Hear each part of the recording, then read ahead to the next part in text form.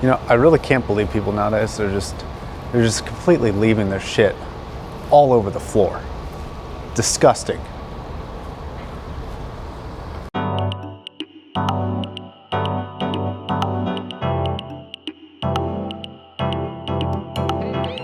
want to thank Schiit for lending this to me to review. All thoughts and opinions are my own. So every time Schiit launches something, every single time, there's a certain amount of buzz, a certain amount of excitement about their products. And it's usually because they have something that beats a lot of the available competition on the market. They're either better built, or they have better specs, or X, Y, and Z. And this happens to be a pretty good all-rounder from Schiit. It's coming in at an exceptional price for what it is. It's beating a lot of the competition at that price and even competing above its price tag. And there are very few compromises with this. So Schiit probably deserves some sort of award for having the most satisfying naming scheme for their lineup. They have the Modi, which is a DAC, $100 DAC, then the Magni, which is a $100 amp. Then they have the Modius, $200 DAC, and the Magnius, a $200 amp. For whatever reason, that's really satisfying. The build of this is somewhere in between a Magni and a Asgard or Jotunheim. Now this doesn't have quite as dense metal on the outside as the Asgard does, and it's a little thin, you can kind of hear it, but it's physically larger than the Magni, and it doesn't move around quite as much. Now speaking of moving around, on the bottom, the feet here are still a problem in Schiit. I really wish you would fix your feet because they leave marks on desks. Like all desks, they leave little black either dots, or if you slide it at all, it's gonna leave a trace of black behind. Now the build is pretty good, and in actually some cases it has better options than some of the competitors.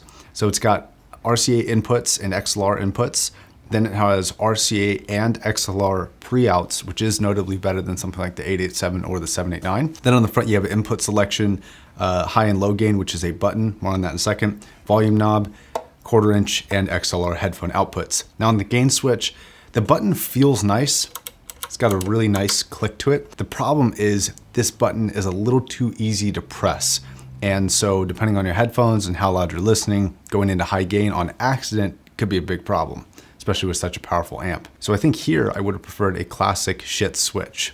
And I had to redo that take like 3 times because Schiit switch is hard. Damn.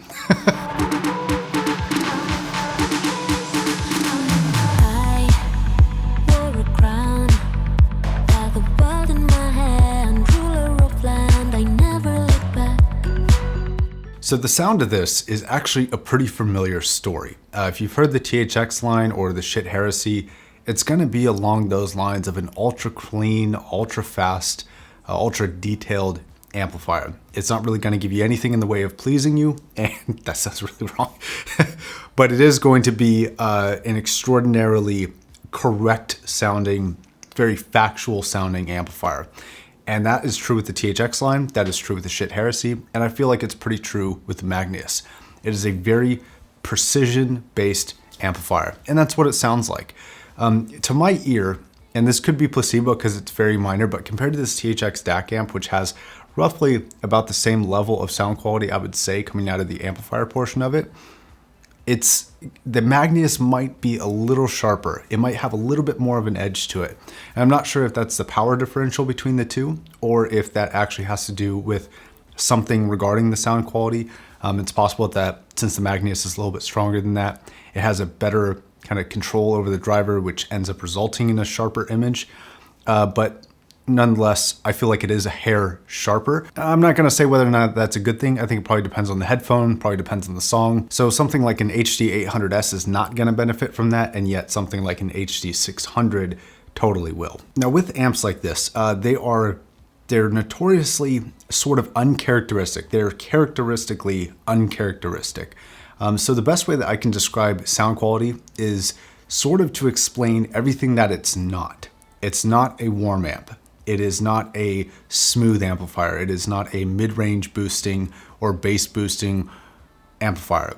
It's not a timbre blend amp like a lot of tube amps can be. They can always have this very tubey sound where they kind of blend all the timbre characteristics of the vocals and the music into kind of this somewhat tube processed sound. This doesn't do anything like that. And it's not supposed to because it's not a tube, obviously. But it doesn't really have a strong pull in any particular direction for the sound quality. And I actually find this to be quite enjoyable personally, but it's not going to be everybody's cup of tea. So if you get this amp, expect clean, clarity, precision, those three. And if you like that sort of thing, if you want to have kind of almost like a pure baseline performance for every headphone to be referenced through, that's what this type of amp is made for. And that's the type of person this amp is made for. So for headphones, they claim on their website that this is going to cover everything. Super efficient IEMs to inefficient headphones. And that is true for like 99% of stuff. There's a little bit of room on the hard to drive end, like with these Susvaras back here. I can max out this amp on a quiet song. So I would like a little bit of headroom for that specific headphone. It's notable that a $200 amp is not really made for a $6,000 headphone, but when it comes to inefficient headphones, you know, it's very powerful. It's very powerful as an amp, but it's not the most powerful. But again, it's $200. And that's a reoccurring theme for me is like, yeah, it's got this little minor inconvenience, got this little minor thing, but it's $200.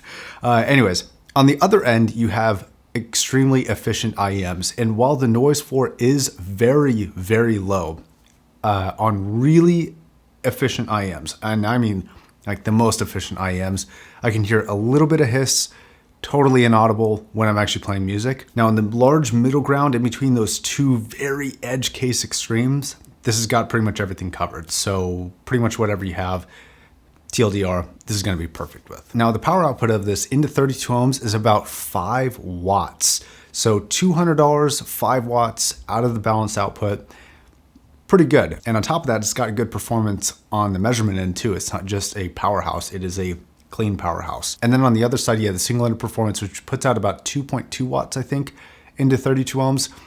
Still powerful for most headphones that are single-ended. So this does lead me to a couple questions, like, if this amp is so great, if the measurements are so good and the power is so good, doesn't it cannibalize the Asgard 3 or the Magni Heresy? And I would say yes, kind of, but also no. And the reason why is because balanced as a system right now is still pretty pricey, especially the cables, because most headphones are not shipping with the balanced cable. So you got to factor in, I don't know, anywhere between $20 to $100 depending on the headphone for an XLR balanced cable. So it's pricey there. Balanced DACs are getting better, but still you're looking at a minimum for a good one of about $200, and then more if you want to get a really good one that has measurements that this can really take advantage of. And then on top of that, you have potential incompatibility. Every headphone on the market right now can run single-ended. Not every headphone can run XLR. So there's still a lot of reason to buy the Asgard or to buy the Heresy if you just want to stick with single-ended because you're not willing to kind of jump in that pool. But this also brings me to a potential use of the Magnius, which is going to be kind of a transition amplifier. So you've got all these headphones or just a few that have single-ended and you want to get into balance slowly, you know, you kind of want to invest a little bit at a time, get balanced cables for all of them. Well, this will allow you to kind of have that transition period, got you covered with those 2 watts, and pretty clean 2 watts at that. And then eventually you can get everything over to the balance side. Now, does this cannibalize the Jotunheim? I would say 100%. I would rather have like the Magnius and the Modius stack is $400, which is cheaper than the DAC amp version, the cheapest DAC amp version of the Jotunheim. The cheapest DAC amp version of the Jotunheim is $500. And I don't think it's going to be performing as good as this, at least in terms of specs. It's got a little bit better power, a little bit more power, but the measurements on this are superior. And on top of that, the DAC portion of the Jotunheim is pretty limited. It's USB only. That's the only options you get. Whereas the functionality of the Modius is pretty good. And there's a number of other potential DACs that you could use instead of the Modius that are all pretty good and all measure really well. So for me, you know, unless you need an all-in-one, I don't really see a reason to get a Jotunheim.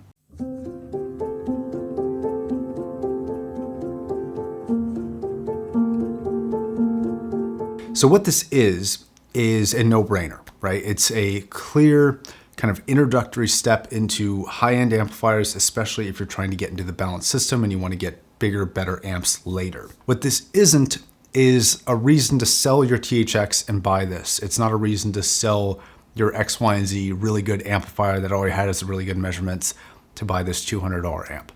This is something where if you're looking upwards to upgrade from what you got to begin with, or you're looking to buy your first high-end amp, I think this is the first step to get, but it's gonna cost you a little bit in terms of DACS and in terms of balanced cables. This also isn't a big reason to upgrade over your Heresy if you're planning on sticking with single-ended. In fact, I would say if you aren't planning to go balanced eventually, I wouldn't even bother with this thing, even though it's a great amp. So like a bunch of people will put like Selena Gomez with The Weeknd or something like that because people listen to both of them at the same time. Well, because they dated? That's kind of rude. Did they? Yeah. Right after Justin Bieber, she dated The Weeknd. And then she broke up with The Weeknd to get back with Justin Bieber. And then Justin Bieber broke up with her and married his wife. Okay, anyways. What do you think the best way to find a like new music is? What do you think the best way to do that is? I just play my Apple Music. Just Apple Music? Yeah. Just like a playlist? Yeah, like I let them like recommend a playlist. Okay. Or I play like the radio. I found that the best way to find like a new artist or a new like something that sounds similar to what you were listening to was to look at the credits of the song. On Tidal, you basically just go to kind of the dots on the side and then credits. And then for this Goliath from Woodkid song, I really liked the way that it was produced, and it was produced by a guy named Faz. And so you go to Faz, and this guy has like a whole bunch of music that's really good. But I found that this is a better way of finding music that has like a sound that you like. A lot of times, like with everything, with my videos, with other people's videos, they have like a style to them. And so if you find somebody who has like the sound engineer or the vocalist, or if you like the lyrics, it's a little bit more legwork than just creating playlists, but I think it yields a better result and you find cooler stuff.